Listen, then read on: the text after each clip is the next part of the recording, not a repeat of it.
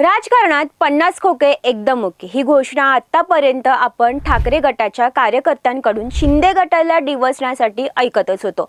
पण आता हीच घोषणा चक्क भाजपच्या कार्यकर्त्यांनी दिल्याने मुंबईच्या राजकारणात खळबळ माजली आहे। एका बाजूला भाजप आणि शिंदे सेना महायुती म्हणून एकत्र निवडणूक लढवत असताना भाजपच्याच कार्यकर्त्यांनी आपल्या मित्रपक्षाच्या उमेदवाराला खोक्यांवरून लक्ष केल्याने सर्वांच्याच भुवया उंचावल्या आहेत। नेमकं प्रकरण काय आहे तर शिंदे सेनेच्या उमेदवार पूजा कांबळे आणि भाजपच्या शिल्पा केळुस्कर यांच्या कार्यकर्त्यांच्या आपापल्या प्रभागात प्रचार सुरू होता। याच प्रचारादरम्यान भाजपचे कार्यकर्ते समोर आले आणि त्यांनी चक्क 50 खोके एकदम ओकेच्या घोषणा देण्यास सुरुवात केली। ही घोषणाबाजी करणाऱ्यांमध्ये भाजपचे दत्ता केळुस्कर अग्रभागी होते। या प्रकरणानंतर जेव्हा त्यांना विचारण्यात आलं तेव्हा त्यांनी दिलेलं स्पष्टीकरण अधिकच धक्कादायक होतं। दत्ता केळुस्कर म्हणाले की आमच्या तोंडातून थोडे चुकीचे शब्द निघाले। त्यांच्या जाहीर प्रॉपर्टीनुसार 50 खोके नाही तर 11 खोके एकदम ओके अशी घोषणा द्यायला हवी होती।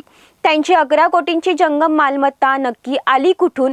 केळुस्कर यांनी हा आरोप वैयक्तिक पातळीवर केला असून रामदास कांबळे यांनी आपली तिकीट चोरल्याचा संताप त्यांनी व्यक्त केला आहे।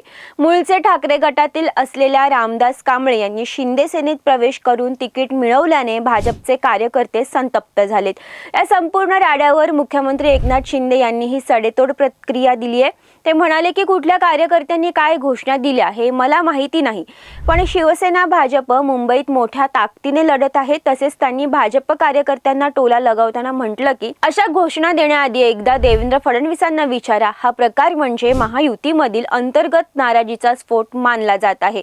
ज्या घोषणांवरून विरोधक शिंदे गटाला घेरतात त्याच घोषणा आता मित्रपक्ष असलेल्या भाजपच्या गोटातून येऊ लागल्याने महायुतीचं टेन्शन नक्कीच वाढलंय।